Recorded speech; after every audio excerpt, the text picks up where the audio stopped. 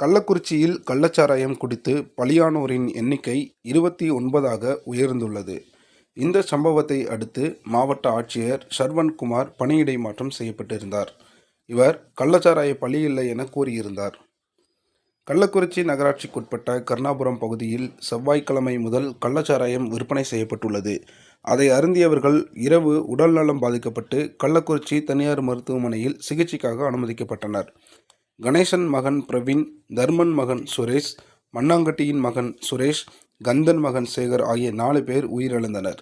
உடல்நலம் பாதிக்கப்பட்ட 43 பேர் கள்ளக்குறிச்சி அரசு மருத்துவமனையில் சிகிச்சைக்காக அனுமதிக்கப்பட்டனர்.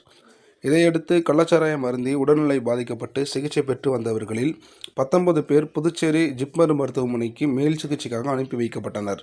அங்கு கிட்டத்தட்ட 3 பேர் சிகிச்சை பலனின்றி உயிரிழந்தனர். மேலும் 16 பேர் அங்கு தொடர் சிகிச்சையை பெற்று வருகின்றனர்.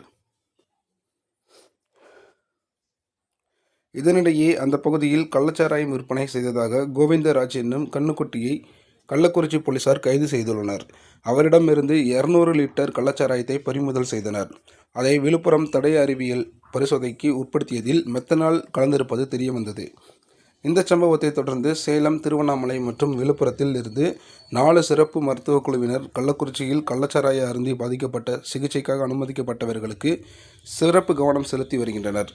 12 ஆம்புலன்ஸ்களும் தயார் நிலையில் வைக்கப்பட்டுள்ளது. கள்ளச்சாராய சம்பவம் தொடர்பாக நடவடிக்கை மேற்கொண்ட மாநில அரசு ஆட்சியர் சரவண்குமாரை பணியிடை மாற்றம் செய்து புதிய ஆட்சியராக MS பிரசாந்த் என்பவரை நியமித்துள்ளது. அதேபோன்று மாவட்ட காவல் கண்காணிப்பாளர் சமேன் சிங் மீனாவையும் பணியிடை நீக்கம் செய்து உத்தரவிட்டதோடு புதிய SP-யாக ரஜத் சதுர்வேதியையும் நியமித்துள்ளது. இந்த நிலையில் கள்ளக்குறிச்சியில் கள்ளச்சாராயம் குடித்து பலியானோரின் எண்ணிக்கை 29ஆக உயர்ந்துள்ளது. இது தொடர்பாக முதல்வர் ஸ்டாலின் தலைமையில் இன்று ஆலோசனை கூட்டம் நடைபெறுகிறது. தமிழக சட்டசபை கூட்டம் முடிந்ததும் இந்த ஆலோசனை